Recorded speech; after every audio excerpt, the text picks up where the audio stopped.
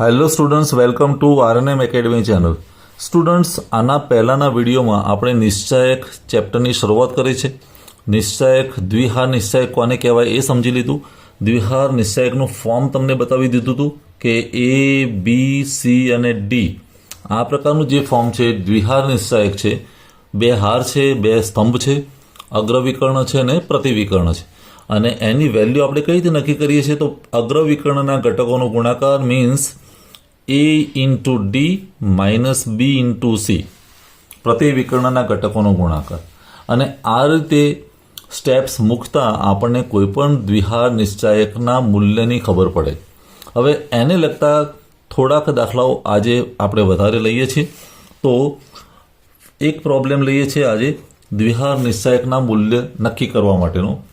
એમાં પ્રોબ્લેમ આવો લઈએ છે કે આ પ્રકારનું ઇક્વેશન આપેલું છે 5 પ્લસ √2, 2 માઇનસ √5, 2 પ્લસ √5, 5 માઇનસ √2. આ પ્રકારનો એક નિશ્ચાયક આપેલો છે જેમાં 4 ઘટકો છે અને 4 ઘટકોના કિંમતો ઉપરથી આપણે નિશ્ચાયકની કિંમત નક્કી કરવાની છે. તો એની સમજણ આપણને ક્લિયર છે કે અગ્રવિકર્ણના ઘટકોનો ગુણાકાર, એટલે હું મોટા બ્રેકેટમાં કરું છું 5 વત્તા √2 ઇન્ટુ 5 માઇનસ √2, આ અને આ ઘટકનો ગુણાકાર. અને એનો એક બ્રેકેટ બંધ કરી દઈએ, માઇનસ આ અને આ ઘટકનો ગુણાકાર, એટલે 2 પ્લસ √5 ઇન્ટુ 2 માઇનસ √5 આવું થશે. હવે અહીંયા જ્યારે જોઈએ કે એ પ્લસ બી, એ માઇનસ બી, તો શું થાય? એ સ્ક્વેર માઇનસ બી સ્ક્વેર. તો અહીંયા આપણને વેલ્યુ મળશે એ સ્ક્વેર મીન્સ 5નો વર્ગ માઇનસ અહીંયા √2નો વર્ગ. દેખો, આ રીતે આપણે કરી શકીએ. માઇનસ અહીંયા 2નો સ્ક્વેર માઇનસ √5નો સ્ક્વેર, આવી કિંમત આપણે લખી શકીએ. હવે 5નો સ્ક્વેર એટલે તો 25 અને √2નો સ્ક્વેર મીન્સ 2. √2 ઇન્ટુ √2 એટલે 2 થશે, તો 25 માઇનસ 2 આવું થાય. અને માઇનસ અહીંયા 2નો વર્ગ એટલે 4, માઇનસ √5નો વર્ગ એટલે 5. તો 25 માઇનસ 2 એટલે 23, માઇનસ 4 માઇનસ 5 એટલે માઇનસ 1. તો 23 માઇનસ માઇનસ એટલે પ્લસ, તો 23 પ્લસ 1 ઇઝ ઇક્વલ ટુ 24. તો જવાબ મળશે આપણને 24. તો આ પ્રકારનું નિશ્ચાયક જ્યારે આપ્યો હોય ત્યારે એની વેલ્યુ આપણને મળે છે 24. બીજો એક એક્ઝામ્પલ લઈએ. ચાલો સ્ટુડન્ટ્સ, બીજો પ્રોબ્લેમ પણ આ પ્રકારનો આપેલો છે નિશ્ચાયકમાં. કોસેક થીટા ત્રિકોણમિતિનો પ્રશ્ન છે અને કોટ થીટા. પહેલી પંક્તિમાં આવા ઘટકો છે, પછી અહીંયા કોટ થીટા, અહીંયા cosec theta is equal to, હવે આપણે શું કરી શકીએ? અગ્રવિકર્ણના ઘટકોનો ગુણાકાર means cosec theta into cosec theta.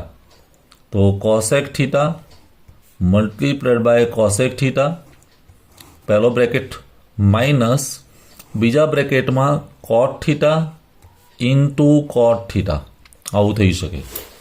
હવે cosec theta into cosec theta એટલે કોસેક સ્ક્વેર થીટા, આવું થાય. અને cot theta into cot theta 2 વાર છે એટલે એનો સ્ક્વેર, તો કોટ સ્ક્વેર થીટા.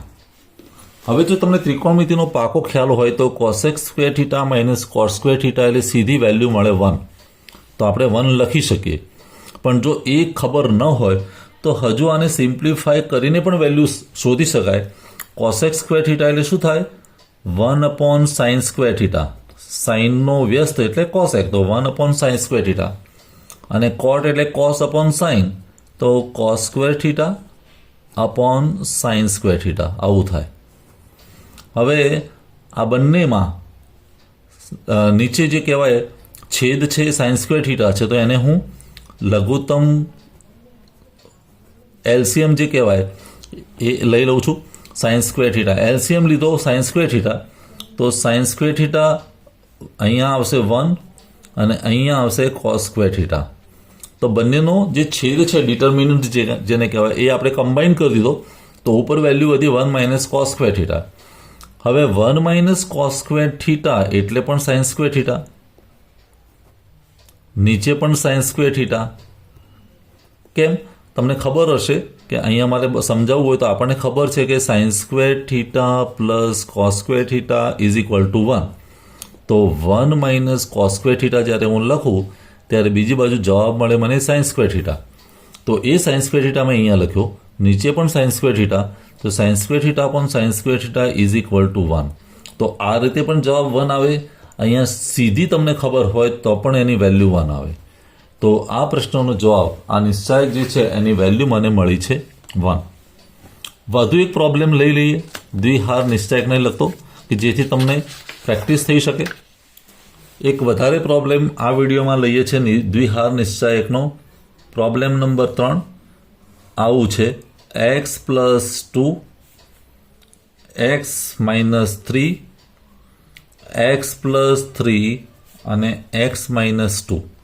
આ પ્રકારનો દાખલો અથવા તો પ્રોબ્લેમ આપણને આપેલો છે. તો આવા દ્વિહાર નિશ્ચાયકની વેલ્યુ કઈ રીતે શોધી શકાય? x પ્લસ 2નો ગુણાકાર x માઇનસ 2 સાથે આવું થશે, માઇનસ બંને વચ્ચે માઇનસ, આ અને આનો ગુણાકાર તો x પ્લસ 3 x માઇનસ 3. હવે x પ્લસ 2 x માઇનસ 2 તો a plus b a minus b તો શું થાય? x સ્ક્વેર માઇનસ 2નો સ્ક્વેર મીન્સ 4 માઇનસ અહીંયા x સ્ક્વેર માઇનસ 3નો સ્ક્વેર એટલે 9.